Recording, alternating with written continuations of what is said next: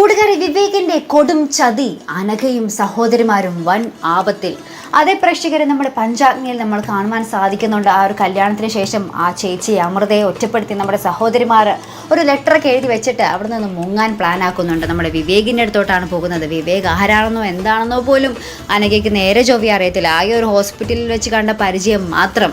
അവിടെ ഇനി സ്വന്തമായിട്ട് വീടുണ്ടോ, വേറെ ആരുടെയെങ്കിലും വീടാണോ, വിവേകിൻ്റെ ലക്ഷ്യം എന്താണ്, തങ്ങളെ ചതിക്കാനാണോ, തങ്ങളെ മറ്റു സംസ്ഥാനത്തേക്ക് കടത്താനാണോ എന്നൊന്നും അവർക്ക് ചിന്തയില്ല. അവർ നേരെ ഇന്നലെ കണ്ട ഒരാളുടെ ഒപ്പം അങ്ങോട്ട് ജീവിക്കാൻ വേണ്ടി അങ്ങോട്ട് ഇറങ്ങി പോയിരിക്കുകയാണ്. അപ്പം നമ്മുടെ അനഘ വലിയ ആളായിട്ട് പറയുന്നുണ്ട്, വിവേക് അവിടെ ഒരു വീട് തയ്യാറാക്കി വെച്ചിട്ടുണ്ട്, അങ്ങോട്ട് ചെന്നോളാൻ പറഞ്ഞിട്ടുണ്ടെന്നൊക്കെ പറഞ്ഞു നമ്മുടെ അനഘ സഹോദരിമാരോട് പറയുന്നുണ്ട്.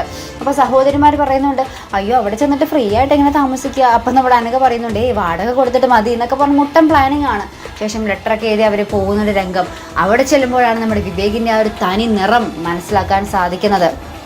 നമ്മുടെ അനഘയോടുണ്ടായിരുന്നത് വെറും ഒരു ശരീരത്തോടുള്ള ഒരു ഇത് മാത്രമായിരുന്നു. ഒരു യഥാർത്ഥ ഒരു പ്രണയമോ ഒന്നും തന്നെ ആയിരുന്നില്ല. എങ്ങനെയെങ്കിലും യൂസാക്കുക, അത്രയും തന്നെ ഉള്ളായിരുന്നുള്ളൂ നമ്മുടെ വിവേകിൻ്റെ ആ ഒരു ലക്ഷ്യം. അപ്പം അങ്ങനെ നമ്മുടെ വിവേകിൻ്റെ അടുത്താണ് ഈ ഒരു എത്രയും പെണ്ണുങ്ങൾ വന്നു ചേരുന്നത്. അപ്പം എന്തായിരിക്കും നമ്മുടെ വിവേകിൻ്റെ ലക്ഷ്യം? ഇവരെങ്ങനെയെങ്കിലും വിൽക്കുക, അത് തന്നെയാണ്. ഒരു വലിയ തുകയ്ക്ക് വേണ്ടി ഇവർ വിൽക്കുക എന്നൊരു ലക്ഷ്യം മാത്രമാണ് നമ്മുടെ വിവേകിൻ്റെ ഉള്ളിൽ. അങ്ങനെ അവിടെ ചെല്ലുമ്പോഴായിരിക്കും നമ്മുടെ അനഘയ്ക്കും സഹോദരിമാരോ അയ്യോ വൻ ചതിയിലാണല്ലോ തങ്ങൾ പെട്ടിരിക്കുന്നത് എന്ന് മനസ്സിലാക്കുന്നത്. അങ്ങനെ ഇവർ ചേച്ചി എങ്ങനെയെങ്കിലും ബന്ധപ്പെടാൻ ശ്രമിക്കുകയും ശേഷം അമൃതയും അഭിമന്യുവും കൂടി ഇവരെ രക്ഷിക്കാൻ വരികയും ചെയ്യുന്നു. വിവേകിൻ്റെ ആ ഒരു കൊടും ചതിയിൽ നിന്ന് രക്ഷിക്കാൻ വരുന്ന ഒരു കിടിലൻ രംഗങ്ങളാണ് ഇനി കാണുവാൻ പോകുന്നത്. അതിനൊക്കെയായിട്ട് നമുക്ക് കാത്തിരിക്കാം. അപ്പോൾ ഇതുപോലുള്ള പ്രൊമോ റിവ്യൂസിനും എപ്പിസോഡ് റിവ്യൂസിനും ഒക്കെ നിങ്ങൾ മറക്കാതെ ചാനൽ സബ്സ്ക്രൈബ് ചെയ്യുക. അടുത്തൊരു വീഡിയോയുമായി വരുന്നത് വരയ്ക്കും ഗുഡ് ബൈ.